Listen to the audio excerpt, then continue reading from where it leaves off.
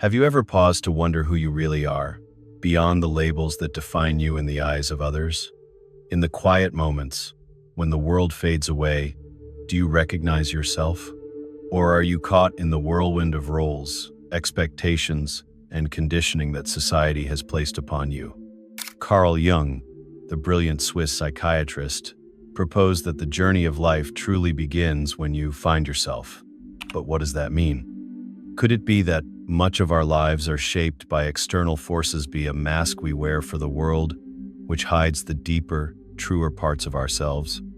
And if so, what would it mean to unmask, to discover the person behind the persona? These are questions that probe the very essence of our being. Jung believed that in our quest for authenticity, we must confront not just the world around us, but the layers within us that obscure our true nature. This journey, according to Jung, is one of individuation, a profound process of becoming whole. But to embark on such a journey, we must first understand the nature of the mask we wear, the hidden forces that pull the strings behind it, and the ever-shifting landscapes within our unconscious mind. Every day, we step into our lives wearing a mask. It's the face we show the world, the version of ourselves that conforms to societal norms, expectations, and roles. We are sons, daughters, friends, colleagues, each role carefully constructed to fit within the boundaries of what is acceptable, what is expected. And yet, beneath this mask, there is often a sense of disconnection. Something feels missing. We may be successful, admired, and respected, but there's a quiet yearning for something deeper, something truer. Jung referred to this external self as the persona. It is the face we present to others, a collection of behaviors, attitudes, and beliefs that align with society's approval. It is not false in the sense that we are consciously pretending to be someone we're not. Rather, it is a performance zone that we begin to believe ourselves. We wear the mask so well that it becomes hard to discern where the mask ends and the true self begins. But this mask has its limits. The persona, while necessary for navigating social realities, can trap us in a cycle of conformity. We live in a world that prizes outward success, and so we adapt. We measure ourselves by external achievements, by the roles we play, rather than by the essence of who we are at our core. What happens when we rely too heavily on the persona? Eventually, it becomes a prison, a mask that no longer serves us but binds us. It isolates us from our inner truths, from the parts of ourselves that remain hidden beneath the surface. Behind every persona lies a shadow, a part of ourselves that we repress, deny, or reject. The shadow contains those aspects of our psyche that we deem unacceptable or undesirable. These might include our fears, our desires, our insecurities, or even aspects of our potential that have been stifled by societal conditioning. Jung saw the shadow as a crucial component of the self, one that is often neglected or suppressed. We may hide our vulnerabilities or weaknesses because we fear judgment or rejection. But in doing so, we create a schism within ourselves, between the outwardly acceptable persona and the darker, more complex aspects of our being.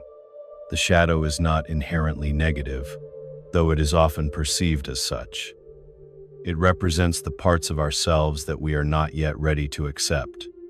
Yet, it is in these hidden recesses of the psyche that our greatest potential lies, for the shadow contains untapped strengths, creativity, and passion that we have yet to embrace.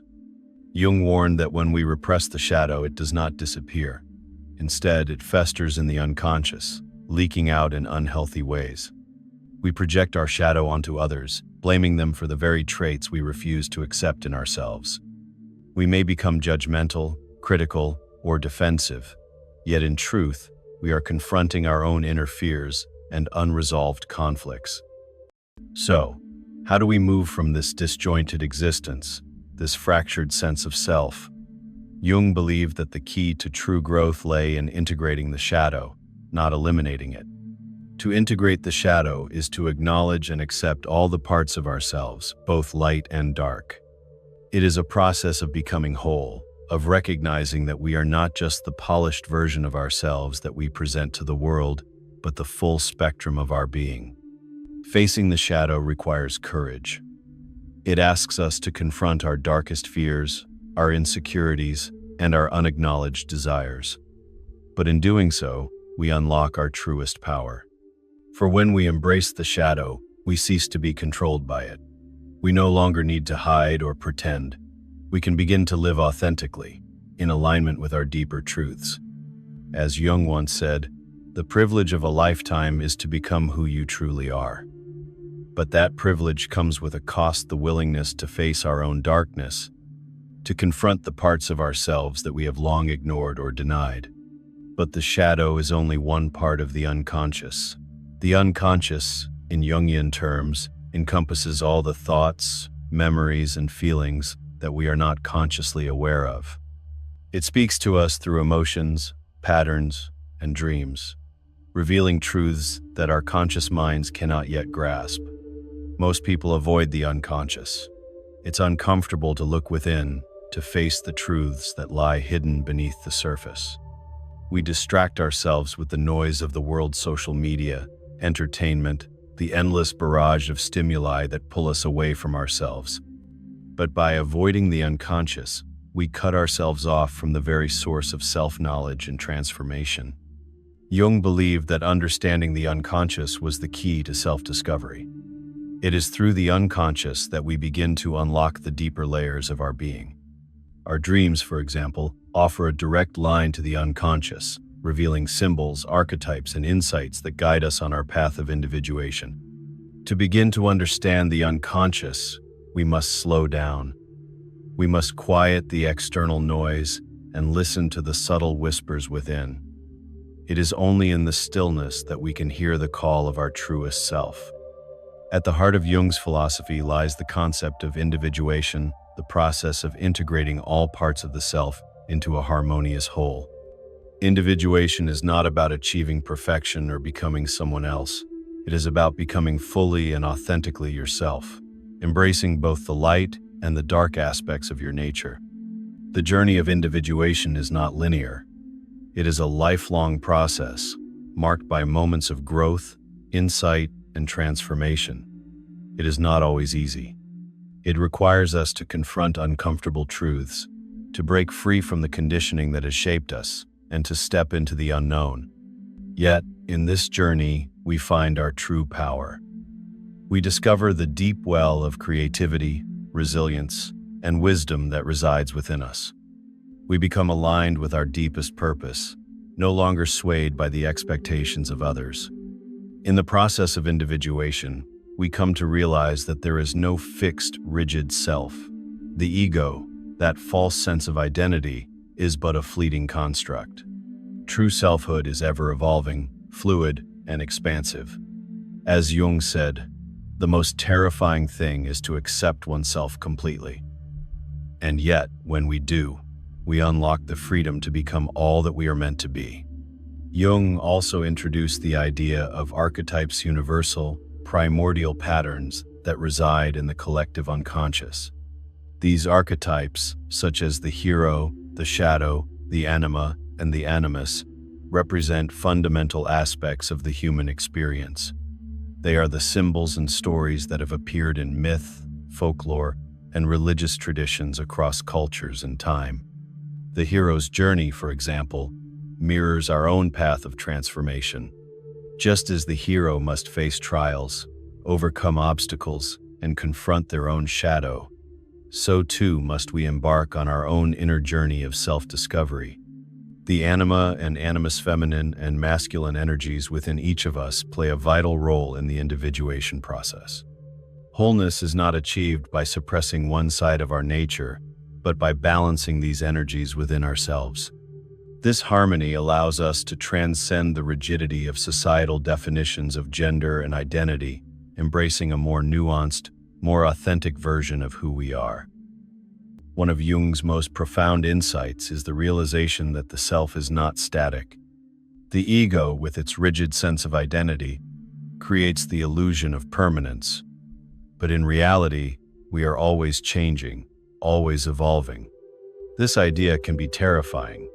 We like to think of ourselves as stable, consistent beings, but true growth comes when we release the need for certainty and embrace the fluidity of life. As Jung said, "I am not what happened to me, I am what I choose to become." Embracing this fluidity means recognizing that you have the power to reinvent yourself, to grow beyond the confines of your past, and to step into a future shaped by conscious choice rather than unconscious compulsion. It is both liberating and daunting. Yet within this space of possibility lies the key to true self-discovery. The journey toward wholeness, though vast or abstract, can be approached through practical steps that deepen our relationship with the unconscious and facilitate the integration of the shadow. One essential practice is dream work. By keeping a dream journal by your bedside, you can record your dreams immediately upon waking. Pay attention to recurring symbols, emotions, and scenarios that emerge in your dreams. Over time, patterns may reveal unresolved conflicts, hidden fears, or unrealized potential, giving you valuable insights into your inner world. Another powerful technique is active imagination, which Carl Jung developed to communicate with the unconscious mind. In a relaxed state, focus on an image or emotion from a dream or memory, allowing it to unfold in your imagination. As the image evolves, observe any symbols or figures that emerge. Engage with these figures by asking questions and listening to their responses. This practice can reveal profound insights and help you gain clarity about the deeper layers of your psyche. Self-reflection and journaling are also key tools in bridging the gap between conscious awareness and unconscious material. By journaling regularly, you allow yourself to explore your thoughts, emotions, fears, and desires. As you review your entries, notice any recurring patterns or themes that may point to deeper issues or repressed aspects of yourself that need attention. In addition, shadow work exercises can help bring the hidden parts of yourself into the light.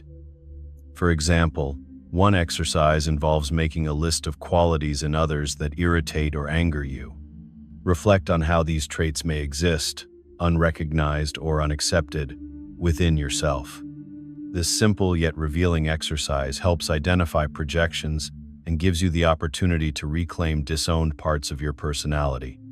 Mindful presence practices, such as meditation, breath work, or simply spending time in nature, offer ways to quiet the mind and attune yourself to the subtler messages from your unconscious. In moments of stillness, you may uncover insights that the constant noise of daily life often obscures. Finally, seeking guidance from a therapist, counselor, or mentor who is familiar with Jungian psychology can provide valuable perspectives.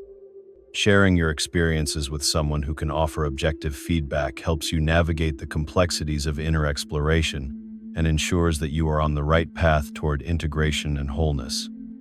The journey toward wholeness is not a destination but a continual unfolding. Life events, relationships, and even crises can become catalysts for deeper self-discovery, each one offering a new layer of meaning and insight. Individuation is less about fixing yourself and more about remembering who you already are beyond societal masks, beyond self-imposed limitations, and beyond the illusions of a fixed identity. As you walk this path, be prepared for moments of discomfort and doubt. Confronting the parts of ourselves we have long ignored or denied can be painful.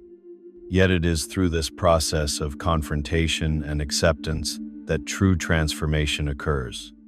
Gradually, you may find that the power of the shadow is not something to be feared, but something that can guide you toward greater creativity, passion, and authenticity. In integrating the shadow and listening to the unconscious, we begin to see ourselves as part of a larger tapestry. Jung's concept of the collective unconscious reminds us that our individual journeys are interwoven with the universal human experience. We are connected through archetypal patterns that speak to the core of what it means to be human. Recognizing this interconnectedness can foster compassion for others and for ourselves. When we understand that each person is grappling with their own shadow, their own quest for wholeness, we can hold space for empathy and shared humanity. True life does not begin with achievement or external success. It begins with self-realization, the deep, personal discovery of who you really are. This is the invitation that Jung extends to each of us, to embark on a journey of self-discovery, to embrace the unknown, and to integrate all parts of ourselves into a harmonious whole. So, I ask you, will you begin the journey today? Will you unmask yourself and step into the fullness of your being? The path is yours to walk. The choice is yours to make. The road of individuation beckons with both challenge and promise. You need not leap into it all at once.